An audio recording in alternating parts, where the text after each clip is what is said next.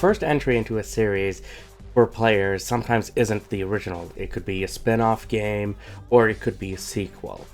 In the case of this one, my first exposure to Midnight Club was its sequel, which I actually played on the original Xbox, and I still have my copy to this day. This game was something truly special for me at the time, because I did like my racing games, but there really wasn't much out there. A lot of them where you just drive like track-based, and you sometimes had police chases here and there, but you're mostly driving like high-end exotics and all that stuff. Midnight Club 2 was the different one for me, because not only was it street racing, which would soon become popular, not just with this series, but also with Need for Speed Underground, which also came out in the same year as Midnight Club 2, but it's just the idea of its speed, and then the open world structure of the three cities you have with LA, Paris, Tokyo, and just the thrill of it. Playing this game back in the day was also a tough one. It was probably one of the first tough games I played, and forced myself to go through to finish. I thankfully did beat it in the end, but it took a while. It really took a while. And now coming back to it years later, I wanted to see if that magic was still there, whether like this game still holds up in my mind, or is it just nostalgia kind of clouding that vision. But playing through Midnight Club 2, it is a racing game. It is split up into multiple modes. You have your arcade modes, which split up into like circuits, battles, and even just cruising around the city. But there's also an online component. There's also track editor, but the big thing is its career mode. That is its selling point. And it's not too big on story. It's just basically you're a new racer who's gone into the Midnight Club, and you're just working your way up to become, notorious and become the best racer out there. So the story is relatively simple, the story / premise of it. But the thing that really makes it stand out are the characters in that game. The first character you meet, Moses, he's probably one of the best introductory characters I've seen, in that he welcomes you, but he also kind of just tries to put you in your place and just talks down to you. Let this be a setting for what happens in the future with other characters. But when you do defeat him and you get his car, he also leaves you with a great piece of advice. Flash those beams, bro. Keep racing. And that's something that sticks with me throughout the game. So, and you do still hear from him a little bit throughout while you're meeting other characters, but then eventually Moses gets replaced with Gina, and Gina is kind of like your mentor throughout the rest of this, because she joins you when you go to the other cities as well. And honestly, I really like Gina. Gina, I think, is a great character. I love her style. I like her car. Her car is one of my favorite things too. And she basically, like I said, she's like your mentor. She takes you under her wing, and I think she's a great character. And she cheers you on, especially when you get to the end of the game.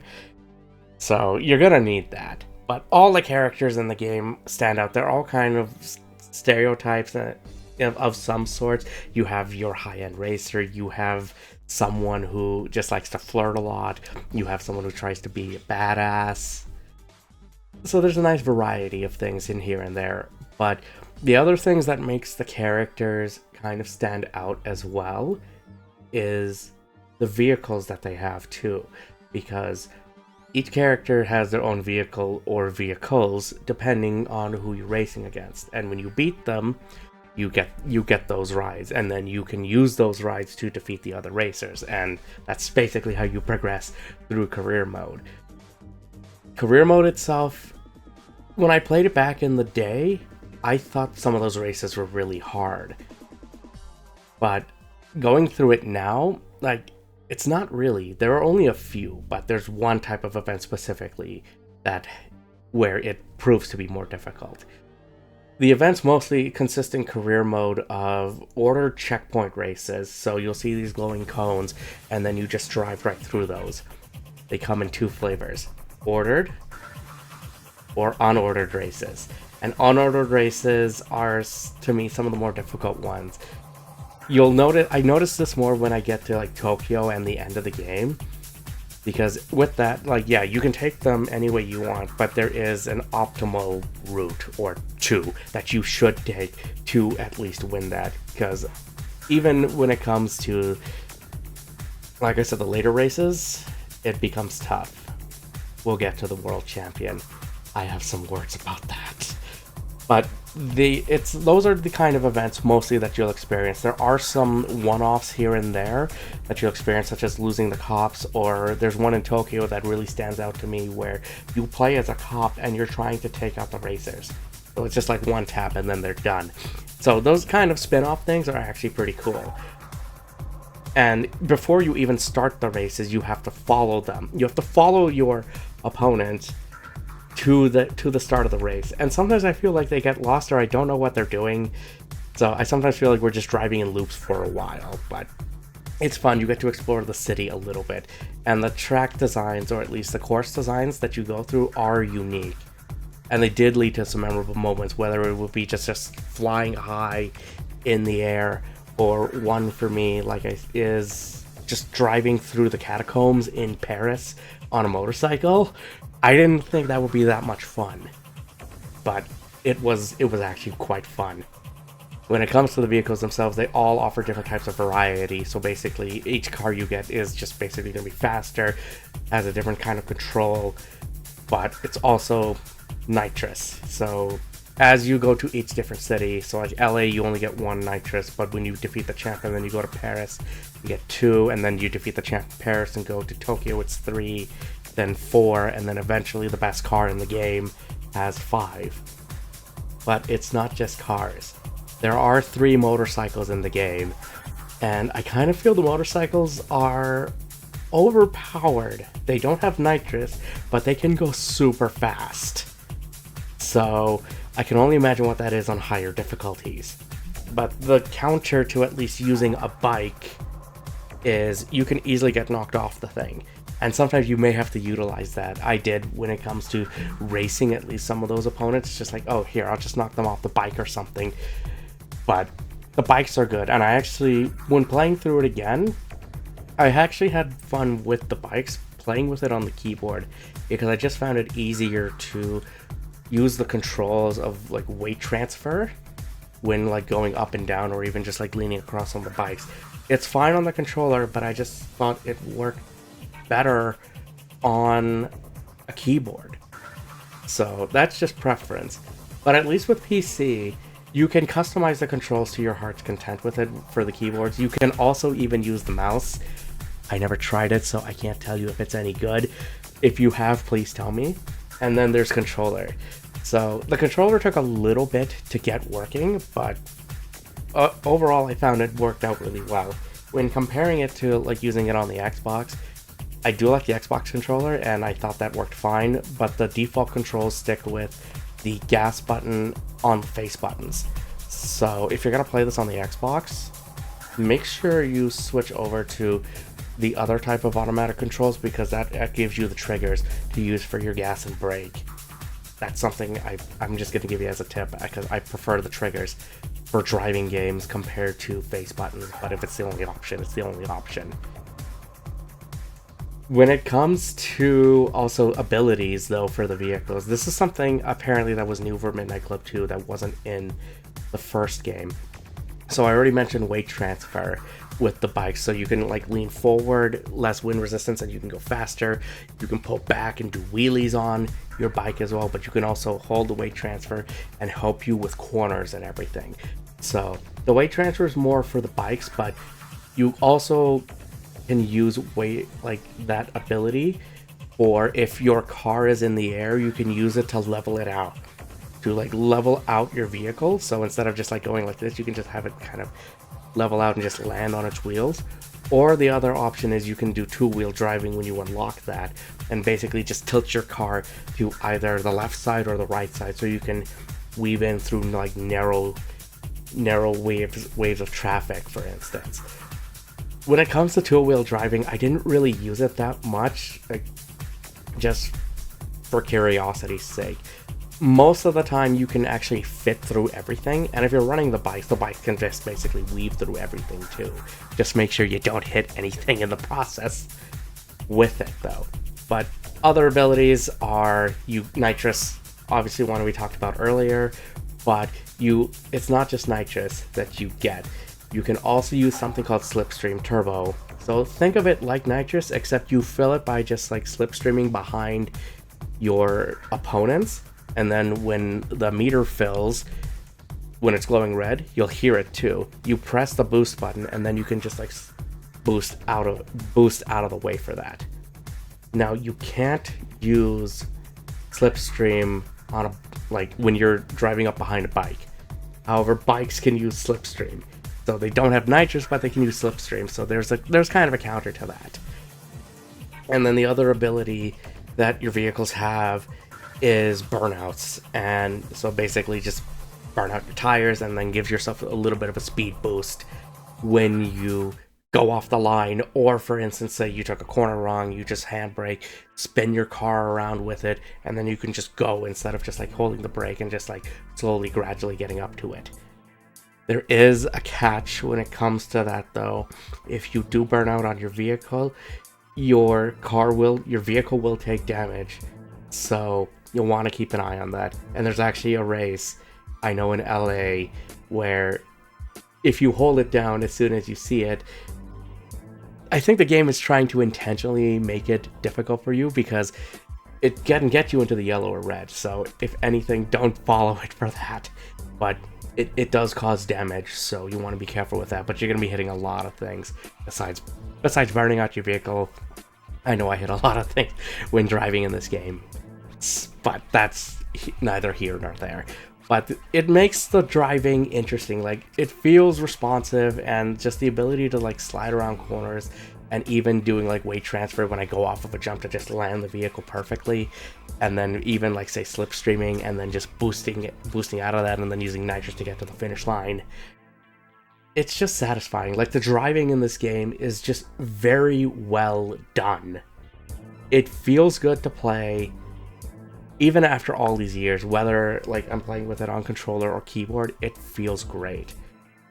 And your opponents will increase in challenge, and it's just a matter of like memorizing the tracks or just figuring out the optimal routes, especially when it comes to those unordered races. But then everything comes at a head when you hit the world champion, Savo. And that is a test of endurance. So it's 6 races, 2 races in each city, basically. And the one that really just sticks with me is stage 3, Burn, because what it is, it's an unordered race, and there's 4 points in the city, and it's completely unordered, so you just have to go through the points and get to the finish line. It doesn't sound hard when I describe it to you. The thing that makes it difficult is actually one of my problems with this game, and that's the traffic. I feel like this game spawns traffic around you, and in sometimes very high or very low densities, depending on how the races are set up when it comes to that. So I don't know if it's been proven if like the traffic does spawn around you, but that's what it feels like. And then your opponents do put up a fight. Now, I feel like there might be some rubber band AI when it comes to this, and I'm kind of okay with that with racing games because you want to try and keep the races interesting and intense. Like, sometimes I feel like there's rubber banding, but sometimes I don't feel like it is either. Because even when they're like way ahead of you, like they will wreck. And if they're way behind, they're way behind. Sometimes they will catch up, but they won't. It just depends on, the race itself. But the AI does put up a good fight. I think the problem is the traffic. The traffic really makes the races more difficult than they need to be sometimes. But the AI also will take interesting routes too. So if you're confused on races, follow what the AI does on the map. Just maybe figure it out, get an idea, at least when it comes to the ordered races too. Overall though, at least like I still think this game does hold up, like in gameplay wise. Like I played through this game quite a few times, at least to get footage for this video, along with doing a stream of it too, and that was a blast to go through this game again. But I loved playing every moment of it, even with the frustrations, but just getting better. And when you actually do finish and you get that satisfaction and slight relief from that. But when you're done the career mode, you can actually play through career mode again with the unlocked vehicles. But like I said, there was also the arcade mode, which you can cruise and you can even replay those races as well. But another cool feature with this game, and I messed around with a little bit back in the day too, was there was a track editor, and you can make your own races and events, and you can set the kind of weather conditions, you can set the traffic density, all of that stuff. And I think that was a handy thing to have, just to make things interesting, because you can place your markers, and you can even test the races as well. So the track editor was definitely a handy feature, and something that did extend longevity of that game and made it a lot of fun.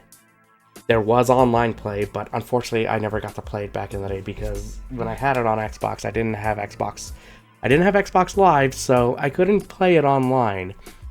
But with PC, I know there is LAN support.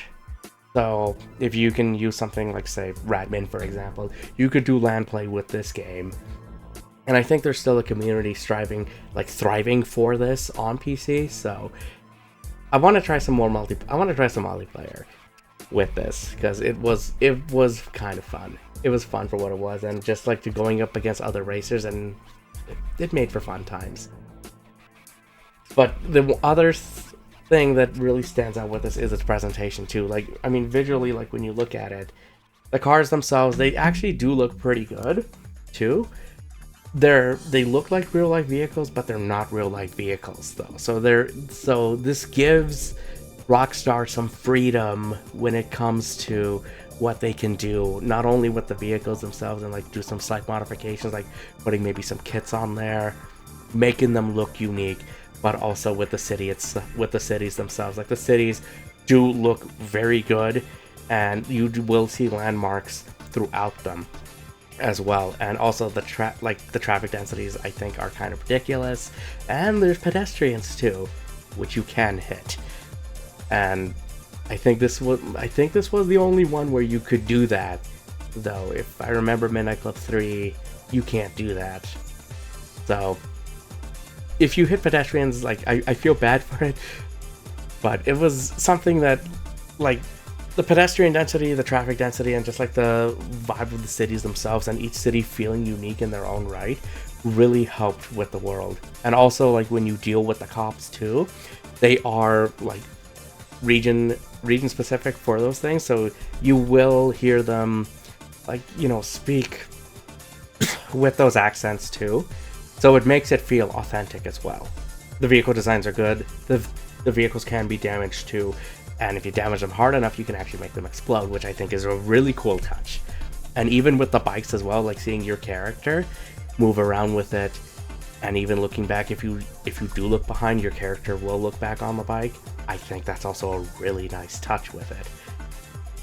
And in terms of how it runs, this was the interesting thing with it, because what I remember with it is, I played it, like I said, I only played it on the original Xbox and on PC. My friend did have a PS2 version, so I did get to take a look at that, but the PlayStation 2 version I think only runs at 30 frames per second, whereas the Xbox version runs at 60, and PC runs at 62. But if you're playing it on modern hardware now, you can easily go higher than that. I think on my machine, it was set to my monitor's refresh rate, so I could play the game at 120 FPS and no problems whatsoever. But playing this game at at least 60, I think is a really good feeling, and it just feels smooth throughout the experience. So performance was actually solid. There isn't much though in terms of graphics options to mess with on PC, but I guess there's not much you can do with that. So it's a little bit disappointing, but that's what it was at the time for it. The other thing that really sticks out with presentation, and this is something I actually sticks with me throughout is its soundtrack. The music in this game is primo stuff. It is top notch, and each like city kind of has its own vibes too, and that's what I think really makes the soundtrack work. So what you hear in LA sounds different from what you hear in Paris and what you hear in Tokyo, whereas Tokyo feels more kind of like techno-ish, techno heavy, kind of rave-ish, rave heavy, and like Paris for me sounds more electronic kind of upbeat stuff, and then LA has more of like your hip hop and underground. So each song like works well for its environments, and like I said, it also works well for the characters. Now I can't really play much of them because of copyright, but like for instance, some of the songs that actually in that game that really kind of stuck out for me is Art of Trance, like what you hear for Primo's theme, Blue Owl. You'll also have like what you hear when you're racing against Ian and Zen on the motorcycles, Elements of Trance, DJ Kim's Reload Mix. There's also Subtech, which is Gina's theme, which is probably one of my favorite themes in the game, along with the one for Moses, which is the Midnight Club theme. You also have Syntrax, which is what you hear when you're going up against Shing, or even When I Fall in Love, that's Julie's theme.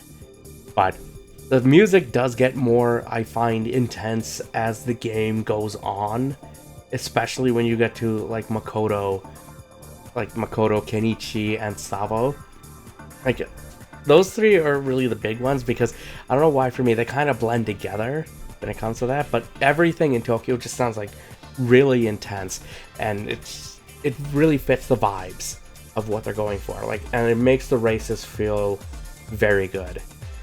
And the way that they actually cut the music for these races is actually works well with it. So sometimes there's like two variants of like the same song, for instance. So like an example of that, like I'll say, is Syntrax again. When you're racing against Shing, there's like two different variations of that song, and it varies depending like whether you restart the race or if you play part of the track and then it'll just loop into another part of the track as well. No, the music in this game is something that just sticks out with me, but there is two. It's the same thing, but it really sticks out because it's two different variants of it, and that's the main menu music for this game. It's probably one of the best main menu themes I've heard in any game, period, and huge credit to David Helping for making these tracks. Like, dude, this stuff is awesome, and it's what makes this game memorable to me. Amazing stuff. If you want to just take away one thing from the music, I'd say, besides all of the other tracks I mentioned, if you're just going to listen to at least one or two pieces, listen to the main menu music for these games. They are a vibe. But overall, like, the question that I have with this, that I'm going in with this series, is something I want to bring up when playing old games, and that's this: does it hold up?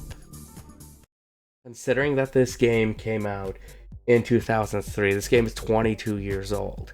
So there's been quite a bit of competition out there when it comes to the racing games on the market, not only with like the Need for Speed games and the other Midnight Club games that came out, but you also had other franchises as well. But going back to Midnight Club 2 there was a bit of nostalgia with it, but just going back to it and just feeling how the game plays again, and just going through those cities and those events and seeing those characters was memorable. And it's just brought back those memories, and it was just fun to play through and just like figure out those races again, where it's like, okay, I missed this, or I'm just this close off from finishing, let's do it again.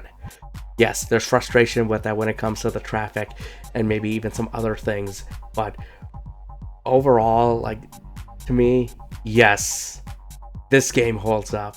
This game is still great to me after all these years. I love it. I will never get rid of it. It's up there for me with like Resident Evil 2 and Ys 8 as probably one of my favorite games of all time.